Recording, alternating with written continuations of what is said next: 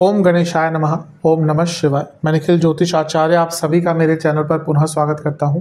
आशा करता हूं कि आप सभी स्वस्थ होंगे। महादेव की कृपा आप सभी पर सदैव बनी रहे।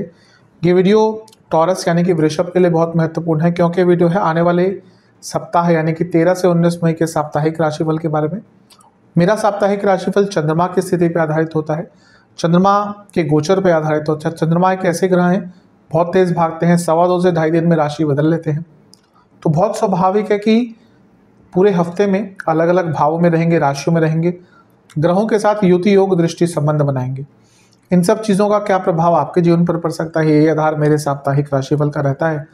यदि आपकी लग्न राशि या चंद्र राशि वृषभ है, दोनों ही अवश्य राशिफल को गाइडेंस के लिए देख सकते हैं।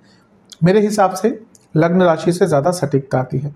चंद्रमा मन के कारक होते हैं, जिस भाव में जाते हैं उसको एक्टिवेट कर देते हैं, इसलिए चंद्रमा का डे टू डे एक्टिविटीज़ पर बहुत प्रभाव होता है। तो शुरुआत करते हैं इस राशिफल का।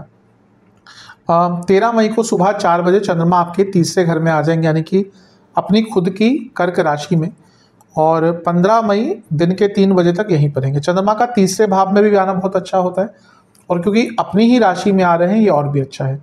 तो हफ्ते का शुरुआती भाग आपके लिए अच्छा दिख रहा है। यात्रा के कुछ योग आपके बन रहे हैं हफ्ते के शुरुआती भाग में ही, और जीवन की यात्रा भी आगे बढ़ सकती है। कुछ कार्य अटक रहे थे पूर्ण हो सकते हैं, और जीवन में उत्साह उमंग सब कुछ रहेगा।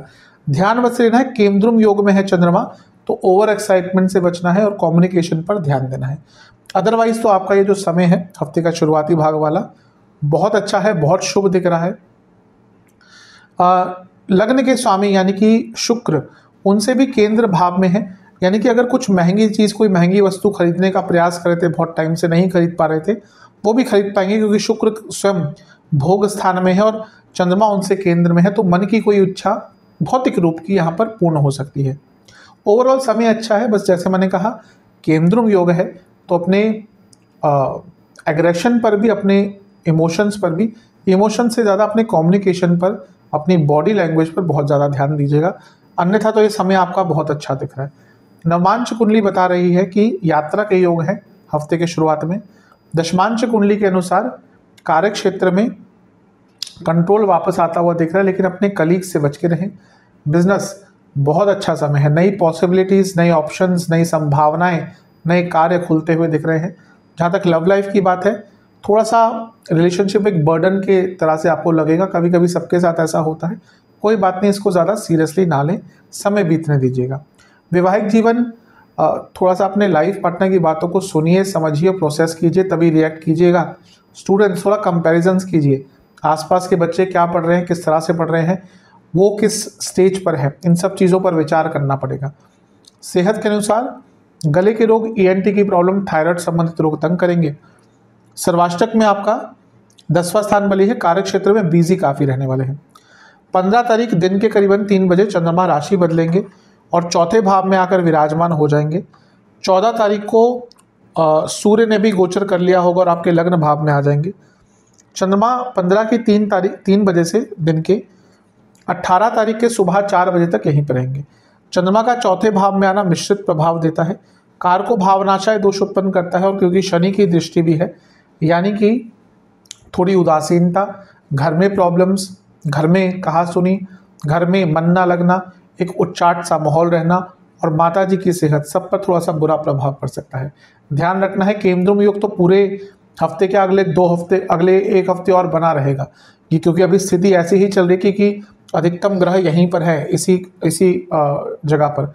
तो केंद्रुम योग बहुत लंबे समय तक खींच रहा है आजकल। तो चंद्रमा की संवेदनशीलता वैसे ही ज़्यादा है, और घर में भी संवेदनशीलता बढ़ती हुई दिख रही है, क्योंकि चंद्रमा खुद तीसरे घर के स्वामी है। कोई प्रॉपर्टी अगर रेंट आउट करना चाह रहे थे या कोई प्रॉपर्टी बेचना चाह रहे थे, उसके लिए समय आपका बहुत अच्छा है। आगे चीज़ें भौतिक रूप में पड़ सकती हैं, लेकिन मानसिक रूप से, मानसिक दृष्टिकोण से थोड़ा कष्टकारी समय रहेगा। गुरु से केंद्र में है, गजकेसरी योग बन रहा है, गुरु सूर्य के साथ है। तो पुनः कहूँगा करियर आदि के लिए समय ठीक है, लेकिन मानसिक रूप से, इमोशनल रूप से अच्छा नहीं है। नवमांश कुंडली बता रही है जल्दबाजी से बचना है। दशमांश कार्य क्षेत्र में सब कुछ ठीक है, लेकिन अनप्रोफेशनल हो सकते हैं, उस पर ध्यान दीजिएगा। बिजनेस समय दीजिए, ऐसा लग रहा है बिजनेस पे टाइम नहीं दे पा रहे।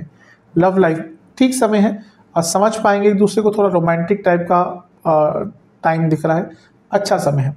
वैवाहिक जीवन में अगर कुछ प्रॉब्लम्स चल रही थी तो ये समय है जब उनको ठीक किया जा सकता है। रिकवरी का, हीलिंग का समय है, अपने वैवाहिक जीवन को ठीक करने का समय है। स्टूडेंट्स थोड़ा सा अपने कॉन्फिडेंस पर काम कीजिए। सब कुछ अभी ठीक दिख रहा है आपके लिए, कॉन्फिडेंस की प्रॉब्लम अवश्य दिख रही है। जहाँ तक स्टूडेंट्स की सेहत की बात है, कफ रोग बने रहेंगे, नसों के रोग तंग करेंगे, खांसी जुकाम बहुत रहेगा। कोई हार्ट की प्रॉब्लम आपको है, बहुत ध्यान दीजिए। 18 तारीख सर्वाष्टक में आपका अष्टम भाव अत्यंत बली है।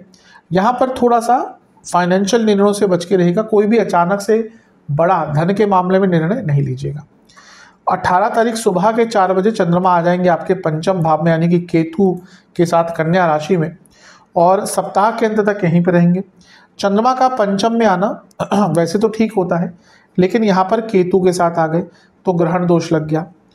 तो यहाँ पर थोड़ा सा आपको बच के रहना पड़ेगा कि थॉट प्रोसेस का स्थान है, क्रिएटिविटी का, आइडियाज़ का स्थान है, तो पुरानी चीज़ें बहुत याद आएंगी। पुराने विचारों में आप कहीं ना कहीं आपका मन वहीं पे भागेगा, स्पेशली जो नेगेटिव चीज़ें हुई हैं जीवन में उनके प्रति। यहाँ पर मंगल की दृष्टि भी है, तो चंद्र मंगल योग तो बन रहा है, लेकिन मंगल भी अंगारक दोष बनाकर बैठे हैं, तो गुस्सा भी बढ़ेगा, फ्रस्ट्रेशन भी बढ़ेगा। हाँ, ये हो सकता है क्योंकि 11वें घर से बैठकर देख रहे हैं तो अचानक से कोई बड़े धन का लाभ हो सकता है, लेकिन कन्फ्यूजन, गुस्सा, मिक्स्ड इमोशंस, ओवर थिंकिंग ये बहुत ज़्यादा रहेगी, ये आपको तंग करने वाली है। गुरु की दृष्टि थोड़ी बचाएगी, तो थोड़ा पूजा पाठ करेंगे तो इन चीज़ों से निकल सकते हैं। नवांश कुंडली पुनः कंफर्म कर रही है, जैसा मैंने कहा कोई बड़ा धन का लाभ हो सकता है। दशमांश कार्य क्षेत्र में स्टेबल रहिएगा, क्योंकि ये टाइम थोड़ा अनिश्चितता वाला रहेगा। अपनी तरफ से गलतियां मत कीजिएगा, अपने कार्य पर ध्यान दीजिएगा, फोकस हटता हुआ दिख रहा है। बिजनेस, ऐसा लग रहा है कि बिजनेस में बहुत बड़ा करने जा रहे हैं, लेकिन छोटी छोटी चीज़ों पर ध्यान नहीं दे पा रहे।